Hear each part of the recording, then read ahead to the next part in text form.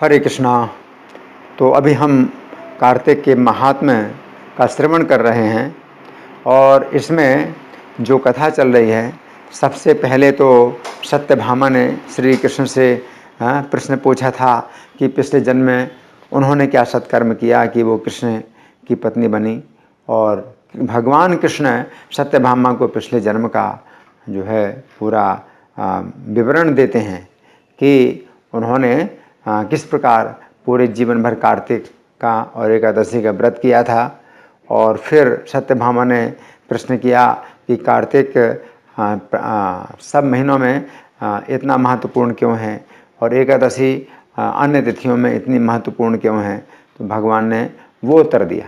तो ये उत्तर जो भगवान ने दिया था वो पृथु महाराज और नारद जी के बीच में संवाद था। तो पृथु महाराज और नारद मुनि के बीच में जो संवाद था, तो फिर उसमें आगे का भी जो संवाद है वो भगवान कृष्ण बतलाते हैं। और पृथु महाराज ने अनेक प्रकार के प्रश्न पूछे कार्तिक के नियमों के बारे में। तो नारद जी ने कार्तिक के नियम भी बतलाए। और फिर पृथु महाराज ने पूछा कि पूर्व काल में किसी ने क्या कार्तिक का व्रत किया था और उससे क्या फल प्राप्त हुआ। तो नारद जी धर्मदत्त नाम के एक ब्राह्मण की कथा सुनाते हैं कि वे कार्तिक में भगवान का जो है जागरण किया करते थे। तो जागरण का मतलब है 3:22 पर उठना और स्नान करना और 4:10 से पहले तैयार हो जाना और ब्राह्म मुहूर्त में भगवान के मंदिर में जागरण करना, मतलब जिसमें कीर्तन और गीत और नृत्य और जो वादित्र यानी संगीत है, तो इस प्रकार से भगवान का जो है गुणगान करना। तो वो ब्राह्मण पूजा की थाली लेकर के विष्णु मंदिर की ओर जा रहे थे और एक कलहा नाम की राक्षसी उस समय सामने दिखाई दी जो बहुत भूखी थी और धर्मदत्त के सामने ही वो आ रही थी। तो धर्मदत्त बहुत भयभीत हो गए और पूजा की थाली ही फेंक के मारी। तो पूजा की थाली में तुलसी का जल भी था, तो तुलसी का जल उसको लगा और कृष्ण के नाम का भी धर्मदत्त ने उच्चारण किया था। तो इससे उसके पाप नष्ट हो गए और वो राक्षसी कहाँ तो खाने आई थी धर्मदत्त ब्राह्मण को, और अभी जो है वो उनके चरणों में गिर पड़ी और उसको अपने सब पाप याद आ गए। और उसने धर्मदत्त से प्रार्थना की कि मेरी इस दुर्दशा से कैसे उद्धार होगा। तो धर्मदत्त ने फिर पूछा कि पिछले जन्म में तुम कौन थी।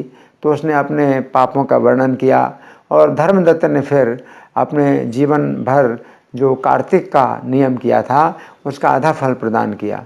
तो इतने से ही वो राक्षसी अपना वो शरीर छोड़ करके दिव्य देह प्राप्त कर लिया और अग्नि शिखा के समान जो है वो प्रज्वलित तेजस्विनी एक देवी बन गई और विमान में बैठ करके जाने लगी।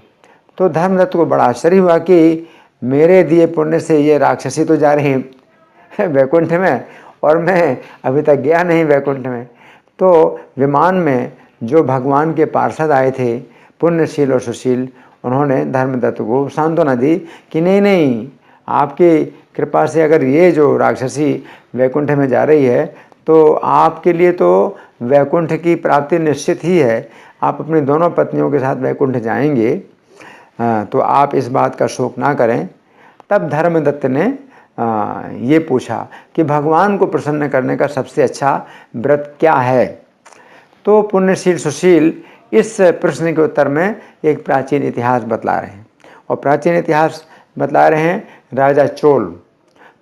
तो जो राजा चोल थे तो वे कांचीपुरी के राजा थे और इतने धार्मिक थे और इतने बड़े वैष्णव थे कि उनके राज्य में कोई पापी नहीं था और कोई दरिद्र नहीं था और कोई रोगी नहीं था, कोई दुखी नहीं था।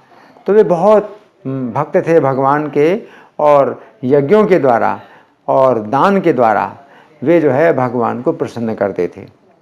तो एक बार वे अनंत शयन भगवान के मंदिर में आए और वहाँ भगवान को उन्होंने मणि और जो मोती हैं और सोने के फूल हैं उनके द्वारा भगवान की पूजा की।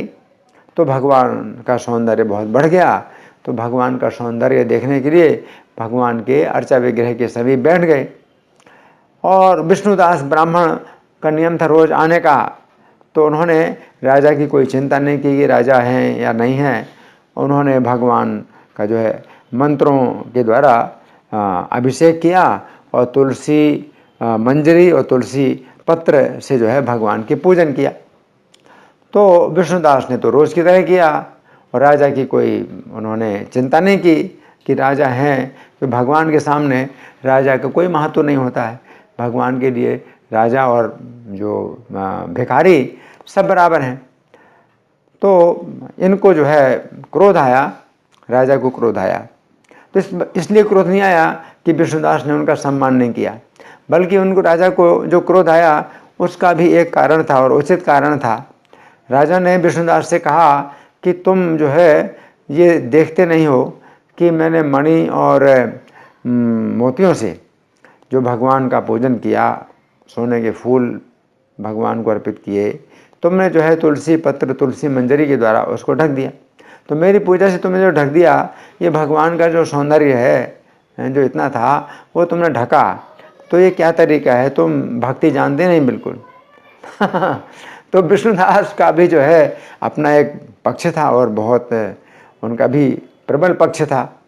तो उन्होंने कहा कि आप तो जो है मतलब राजा होने का बहुत गर्व करते हैं, लेकिन आप भक्ति नहीं जानते हैं। तो फिर इस प्रकार से जब दोनों में बहस हुई तो राजा ने कहा कि तुम तो निर्धन हो, तुम्हारे पास तो धन नहीं है, तो तुमने कहाँ दान किए, तुमने क्या यज्ञ किए, तुमने कहाँ विष्णु मंदिर बनवाए हैं, तो तुम किस बात का गर्व करते हो। और फिर वहाँ बैठे हुए जितने ब्राह्मण थे उनसे राजा ने कहा कि आप लोग साक्षी हैं कि मेरी भक्ति जो है से भगवान ज़्यादा प्रसन्न होते हैं या इसकी भक्ति से ज़्यादा प्रसन्न होते हैं, तो आप लोग साक्षी हैं। तो पहले मैं भगवान का दर्शन कर पाऊँगा या ये भगवान का दर्शन कर पाएगा, तो ये अब हमें देखना है। इस प्रकार से राजा कह करके अपने महल में चले गए और फिर उन्होंने बहुत बड़ा विष्णु यज्ञ कराया। और वो यज्ञ भगवान की प्रसन्नता के लिए राजा की भी जो है पूरी चेतना थी कि भगवान को प्रसन्न किया जाए, और विष्णुदास की पूरी चेतना थी भगवान को प्रसन्न किया जाए। तो वो तो निर्धन थे, तो वे तो जो है उपवास करना और व्रत करना, पूजा करना, तो इन्हीं में मतलब भक्ति करते थे। और राजा चूँकि धनी थे तो दान देना, यज्ञ करना, इस प्रकार से वो भगवान को प्रसन्न करते थे। तो इस प्रकार से राजा को भी बहुत दिन हो गए कि भगवान के प्रसन्नता के लिए यज्ञ है, दान है, सब कार्य कर रहे हैं। और विष्णुदास को भी बहुत समय बीत गया कि वो जो है उसी मंदिर में रह करके वो जो है दिन रात भगवान का पूजन करते हैं और जो है इस प्रकार से भक्ति करते हैं। तो 21वां अध्याय इसी बिंदु पर समाप्त हुआ था। अब 22वां अध्याय शुरू हो रहा है कि ये सब कथा धर्मदत्त को सुना रहे हैं। कौन? वैकुंठ से जो विमान लेकर के आए, पुण्यशील और सुशील नाम के द्वारपाल, वो सुना रहे हैं। तो अब वो बताते हैं कि एक बार क्या हुआ, विष्णुदास कार्तिक का समय था, तो वो जो है भगवान की उपासना पूजा में लगे थे और कोई अज्ञात पुरुष उनका तैयार भोजन चुरा ले गया। अब वो जो है अकेले ब्राह्मण, कहाँ राजा बहुत धनी, उनके कितने सेवक, इनके कितने सैनिक, सब जो है और कहाँ एक ब्राह्मण निर्धन है। तो वो खुद ही अपना भोजन बनाता है और भगवान को भोग लगा करके फिर वो खा पाता है। तो उसका तैयार किया हुआ भोजन चुरा ले गया। कदाचिन विष्णुदासोथ कृत्वा नित्य विधिम द्विज सूप कर्मा करो तावन अहरन कोप्य लक्षिता। तो यहाँ पर यही बताया गया है कि वो नित्य विधि जो है करने में लगे हुए हैं। और विष्णुदास की जो विधि है, तो रोज़ की जो विधि है वो बड़ी कठोर है। तो अपना जिस समय उन्हें जो करना है वो कर रहे हैं और एक बार ही भोजन कर पाते हैं बेचारे हैं। और उसको जो है जो भोजन बनाया तो भगवान को भोग लगाना भी ज़रूरी है। तो हाँ, जब भोजन बना करके और वो जो है पूजा में लग जाते हैं तो कोई चुरा ले गया। अब क्या करें, किसको कहें, किससे पूछें, उनके साथ तो कोई है भी नहीं कि कोई सेवक हो, एक भी सेवक नहीं उनके पास। तो इस प्रकार से उनके भोजन की चोरी हो गई। अब भोजन को ना देख करके उन्होंने सायंकाल का पूजन किया और व्रत भंग हो जाएगा, इसलिए इस ब्राह्मण ने फिर से भोजन नहीं बनाया, क्योंकि उसकी जो है पूजा के सब जो नियम थे वो सब पैक थे, है ना। तो एक बार ही वो भोजन बना सकता था और बना लिया, और किसी ने चुरा लिया तो ना वो बना सकता है ना खा सकता है। तो बिना खाए उसने जो है इस प्रकार से अपने व्रत का पालन किया। तम दृष्ट्वाप्यसोपाकं पुनर्नैवा करो तदा सायंकालार्चनस्यासो व्रतभंग भया द्विजः। मतलब सायंकाल की पूजा भी नहीं छोड़ सकते हैं। तो जितने भी सब पूजा पाठ हैं इतना करना है, तो व्रत भंग भयात, व्रत का भंग के भय से उन्होंने जो है फिर दोबारा भोजन नहीं बनाया। अब क्या हुआ, दूसरे दिन फिर से भोजन बना करके भगवान को जो है वो भोग लगाने को गए, तो वो भोजन फिर से चोरी हो गया। दूसरे दिन का फिर भोजन चोरी हो गया। तो एक दिन तो खाए नहीं, एक ही बार खाते हैं, वो भी नहीं मिला, और आज के दिन भी जो है उनको नहीं मिला, किसी ने हरण कर लिया। द्वितीयहिनी पुनः पाकं कृत्वा यावत् स विष्णवे उपहारार्पणं कर्तुं तावत् कोऽप्यहरन् पुनः। तो भगवान को उपहार अर्पण, तो भगवान को जो है जो भोजन है वो अर्पण करने के लिए जब तक वो गए तो भोजन की चोरी हो गई। अब दूसरे दिन भी भोजन की चोरी हो गई। तावत कोपी अरहत पुनः, कोई जो है आया और चुरा ले गया, भोजन चुरा ले गया। तो हे राजन, ऐसे 7 दिन पर्यंत कोई उसका भोजन चुराता रहा, और अब ये विस्मय सहित अपने मन में विचार करने लगे। बेचारे जो है विस्मित भी हो रहे हैं, अपने मन में विचार कर रहे हैं। भगवान जो है कैसी परीक्षा लेते हैं अपने भक्त की। तो क्या हुआ, एवं सप्तदिनं तस्य पाकं कोऽप्यहरन् तथा स विस्मयः सोऽथ मनस्येवं विचार्य च। तो विस्मित भी हो रहे हैं, है ना। अब यहाँ पर यही समझने वाली बात है कि जो भगवान के भक्त हैं तो वो जो है उद्विग्न नहीं हो रहे हैं, नहीं तो एक ही बार में जो है मतलब कोई व्यक्ति चिल्लाने लगेगा और जो है कितना वो करेगा। लेकिन भगवान के मंदिर में क्रोध करना, चिल्लाना ये तो उचित नहीं है ना। और उनके पास इतना भी समय नहीं है कि पूछताछ करें, पता लगाएं, है ना, इतना भी समय नहीं। वो सब जो है मतलब पूजा में और पाठ में और स्तोत्र गीत ये सब जो है मतलब करने में लगे हैं। तो अब विचार कर रहे हैं, अपने मन में विचार कर रहे हैं। क्या विचार कर रहे हैं, आश्चर्य की बात है कि नित्य आकर मेरा भोजन कौन चुरा ले जाता है। ये क्षेत्र सन्यासी का स्थान है, अतएव इसे नहीं त्यागना चाहिए। मैं क्षेत्र सन्यासी हूँ, तो क्षेत्र सन्यासी का मतलब है कि वो उसी मंदिर में रहते हैं और दूसरे स्थान में जा नहीं सकते। तो अब जो है मेरा नियम है कि मैं ये मंदिर छोड़ करके नहीं जा सकता, इसी मंदिर में ही मैं पूजा करता हूँ और भोग लगाता हूँ। तो मैं तो त्याग नहीं सकता ये स्थान, क्योंकि मैं क्षेत्र सन्यासी हूँ। अहो नित्यं समभ्येत्य कहा पाकं मरते मम क्षेत्रं सन्यासिनः स्थानं न त्याज्यं मम सर्वथा। तो वो कह रहे हैं क्षेत्रम सन्यासिनः स्थानम, क्षेत्र सन्यास। जैसे कि चैतन्य चरितामृत में वर्णन आता है कि गदाधर पंडित ने क्षेत्र सन्यास लिया था, तो जगन्नाथपुरी में आ गए और सन्यास ले लिया। लेकिन सन्यास कैसा लिया, क्षेत्र सन्यास लिया। तो क्षेत्र सन्यास का मतलब ये है कि गदाधर पंडित जगन्नाथपुरी से बाहर नहीं जाएंगे।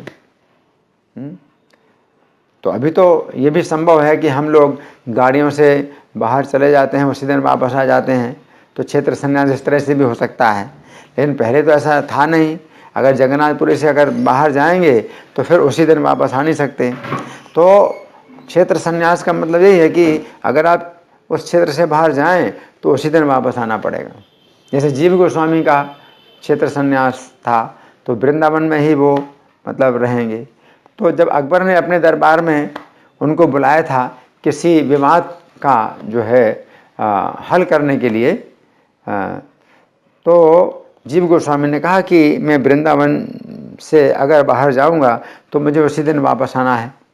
तो अकबर ने जो है, चूँकि सम्राट थे अकबर, तो उन्होंने आगरा से इक्का भेजा था। जीव गोस्वामी को इक्के में बैठ करके आगरा पहुंचने की सुविधा मिली और आगरा में जाकर के अकबर की सभा में उन्होंने जो विवाद था उसका जो है निर्णय कर दिया और फिर वापस इक्के में बैठ करके वृंदावन आ गए। तो वृंदावन से बाहर अगर जाएं तो उसी दिन वापस आते हैं, तो वो क्षेत्र संन्यास। लेकिन यहाँ जो विष्णुदास है तो उसका तो क्षेत्र संन्यास है, तो और कार्तिक का जो है व्रत चल रहा है, तो फिर वो कैसे जाए, क्या करे। तो अब जो है वो यही सोच रहे हैं कि क्षेत्र संन्यासिना स्थानम न त्याज्यम मम सर्वथा। तो ये स्थान जो है क्षेत्र सन्यासी का है, मैं क्षेत्र सन्यासी हूँ और मेरा स्थान यही है। तो किसी प्रकार से भी मुझे इसका त्याग नहीं करना है। और फिर अगर दोबारा मैं भोजन बनाऊं तो सायंकाल का पूजन छूट जाएगा, तो सायंकाल की पूजा छूट जाएगी, तो दोबारा भोजन भी नहीं बना सकता, है ना। और फिर अगर दोबारा भोजन बनाए और कोई चुरा ले तो वो भी संभावना है कि चोरी हो जाए, तो लेकिन दोबारा भोजन भी नहीं बना सकता है। तो सायंकाल की पूजा छोड़ना नहीं है। पुनः पाकम विधायात्र भुज्यते यदि चेन्मया सायंकालार्चनम चेतन परित्याजम कथम भवे।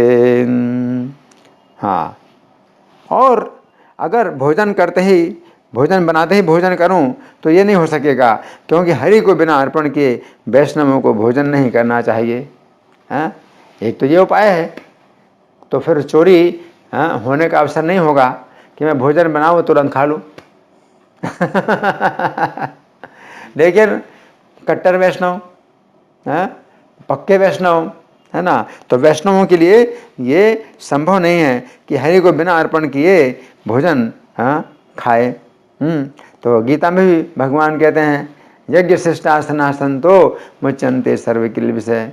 ये जो संत हैं वो भगवान का उच्छिष्ट जब खाते हैं तो सब पापों से मुक्त होते हैं। भुंजते ते तो घम पापा ये पचन्ति आत्म कारणात्।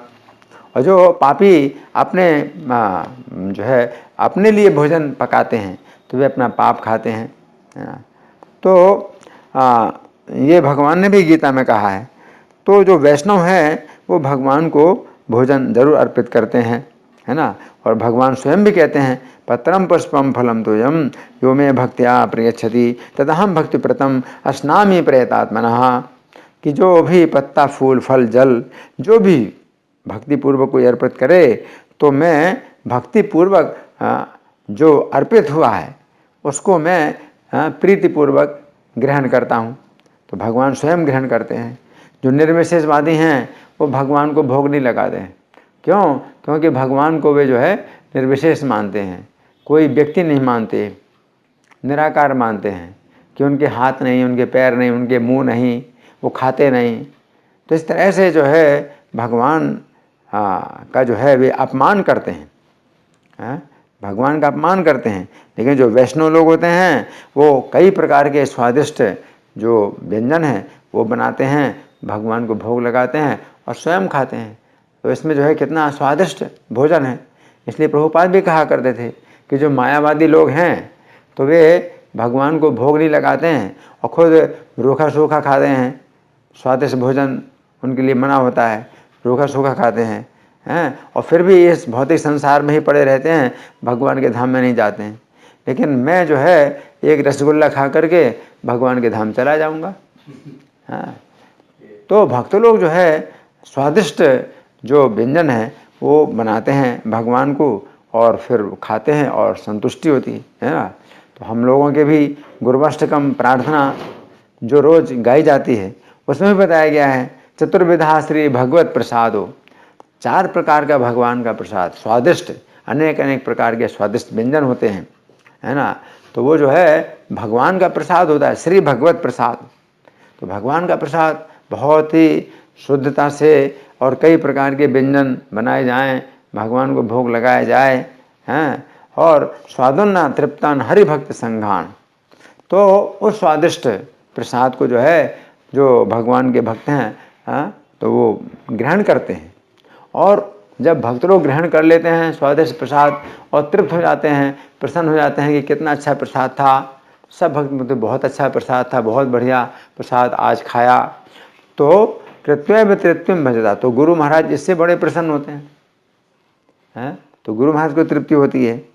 तो ये जो है वैष्णवों की तृप्ति से भगवान प्रसन्न होते हैं, गुरु प्रसन्न होते हैं कि अच्छा भोजन वैष्णवों को मिलना चाहिए, है ना। तो अब यहाँ पर यही विष्णुदास सोच रहे हैं कि मैं अगर भोजन बना करके तुरंत भोजन कर लूँ तो ये नहीं हो सकता, क्योंकि हरि को बिना अर्पण किए वैष्णवों को भोजन नहीं करना चाहिए। यदि पाकम विधायात्र भोक्तव्यम वै मया नतन अनिर्वेद्य हरे सर्वैर वैष्णवैर नैव भोज्यते, तो वैष्णव नहीं खाते, है ना। इसलिए वैष्णवों को जो है कोई भी चीज़ खाने के लिए दी जाती है, तो हमारे आंदोलन के, हरे कृष्ण आंदोलन के भक्त भी हमेशा पूछते हैं ये भोग लगा कि नहीं लगा, है ना। अंग्रेजी बोलते हैं इज इट ऑफर्ड, क्या ये भोग लगा है, हैं। तो इस तरह से जो है वो सोचते हैं कि अगर भोग नहीं लगा है तो हम नहीं खा सकते। तो उनके मन में जो है मतलब ये विचार आ जाता है कि नहीं, मुझे इसका टेस्ट नहीं लेना है, मुझे नहीं खाना है ना। तो अब विष्णुदास सोच रहे हैं कि अब क्या करूं, 7 दिन का मैं उपवासी हूं, 7 दिन से मुझे भोजन नहीं मिला है, हैं। अब क्या करूं, मैं व्रत में जो है जो कि व्रत में मैं बंधा हुआ हूं, तो अब मैं क्या करूंगा, इस भोजन की रक्षा करूंगा, अभी भोजन की ही रक्षा करूंगा। यानी जिस समय मैं जाता हूँ, जिस समय चोरी होती है भोजन की, उस समय मैं क्या करूँगा, मैं छिप करके छिप करके देखूँगा कि भाई कौन चोरी करता है। तो इस बार जो है मैं भोजन की स्वयं रक्षा करूँगा। उपोषितो हम सप्ताहम तिष्ठाम्यत्र व्रत स्थितः अद्य संरक्षणम सम्यंग पाकस्यास्य करोम्यहम्। इस प्रकार वे विष्णुदास भोजन करके वहाँ ही छिप करके बैठ गए। छिप करके बैठ गए। कुछ देर बाद भोजन चुराने के लिए आए हुए एक चांडाल को उन्होंने देखा, एक चांडाल को उन्होंने देखा, हैं। अब उन्होंने जो देखा तो क्या सोचा, ये हमें समझना है। सोचिए 7 दिन तक भोजन नहीं मिला, है ना, और हम लोग अगर देखें ऐसे चांडाल को तो गुस्सा आएगा, क्या यही जो है मेरा भोजन चुराता है, और मैं खा नहीं पा रहा हूँ, तो बहुत गुस्सा आएगा देख करके उसको, और उसको फिर बहुत गाली देंगे या पीट भी सकते हैं। लेकिन अब चांडाल को उन्होंने देखा, है ना। तो क्या हुआ, क्षुत्क्षामं दीनवदनं इति पाकं विधायासो तत्रैव अलक्षितः स्थितः तावन्ददर्श चांडालं पाकान्न हरणोत्थितं। तो एक चांडाल को देखा, हाँ, तो वो नहीं जान रहा है, हाँ, कि उसे कोई देख रहा है। विष्णुदास देख रहे हैं उसको, तो वो जो है रोज की तरह अपना धीरे धीरे चुपके चुपके आया है भोजन को चुराने के लिए। और वो जो है भूख से दुर्बल और बड़ा उसका दीन मुख है, भूख से बहुत दुर्बल है और दीन मुख है और हड्डी और केवल चमड़ा है उसके शरीर में। वो चांडाल ऐसा है, शरीर में मांस है ही नहीं, केवल हड्डी और चमड़ा है। उसको देख करके ये श्रेष्ठ ब्राह्मण थे। श्रेष्ठ ब्राह्मण, है ना, सामान्य ब्राह्मण नहीं थे। विष्णुदास श्रेष्ठ ब्राह्मण थे। दया के मारे मन में बड़े दुखी हुए, उनको दुखी हुई, दुख हुआ। 7 दिन से भोजन नहीं मिला, इसका दुख नहीं है, इसका दुख है कि ये तो जो है मतलब बहुत कमज़ोर है बेचारा, है ना, तो इसको भोजन जरूर मिलना चाहिए। तो वो उनको जो है बड़ा ही करुणा आई। क्षुत्क्षामं दीनवदनम अस्थिचर्मावशेषितं तमालोक्य द्विजाग्र्यो भून कृपया खिन्न मानसः। तो ये है कृपया खिन्न मानसः, कृपा के कारण, करुणा के कारण मन खिन्न हो गया। उसी प्रकार से जैसे अर्जुन भी है, कृपया पर्याविष्टो। अब अर्जुन का भी देखो, उन लोगों ने जो अत्याचारी हैं उन लोगों ने उनकी स्त्री द्रौपदी का अपमान किया, उनका राज्य छीना, उनके घर में आग लगाई, सब कुछ किया, लेकिन तो भी उन्हीं के लिए अर्जुन क्या हुए, कृपया पर्याविष्टु विषीदन, तो परम करुणा से युक्त होकर के विषाद करने लगे। तो अर्जुन भी भक्त हैं बहुत, भगवान के शुद्ध भक्त हैं। तो उसी प्रकार से ये जो ब्राह्मण है विष्णुदास, तो बहुत ऊंचे भक्त हैं। तो दया के मारे मन में बड़े दुखी हुए। अर्जुन दुखी हो रहे हैं कि ये मैं इनको मारूंगा, है ना। तो इसी प्रकार से वो ब्राह्मण श्रेष्ठ विष्णुदास दया के मारे मन में बड़े दुखी हुए। कृपया खिन्न मानसा। और उन्होंने अन्न ले जाने वाले को देख करके कहा कि अरे अरे तू ठहर जा, तू अन्न को रूखा क्यों खाएगा, घी ले ले। तो उसको जो है घी देने के लिए वो दौड़े उसके पीछे। वो जब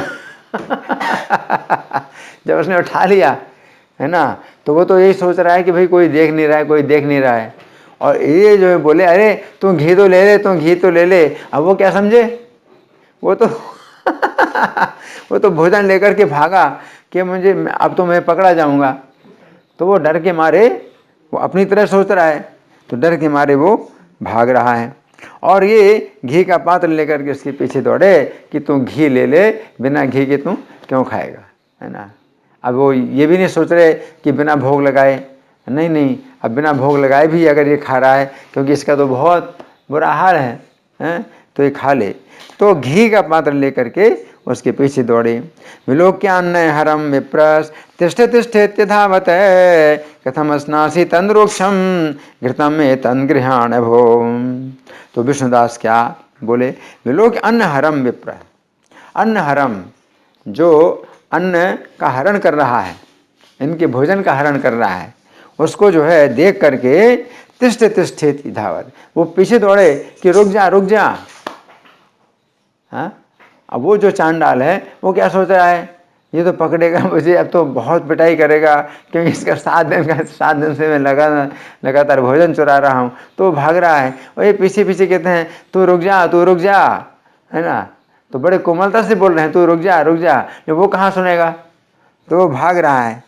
तो ये जो है कह रहे हैं कि कथम अस्नासी तद्रोक्षम, तो रूखा अन्न क्यों खाएगा, तू घी ले ले, है ना।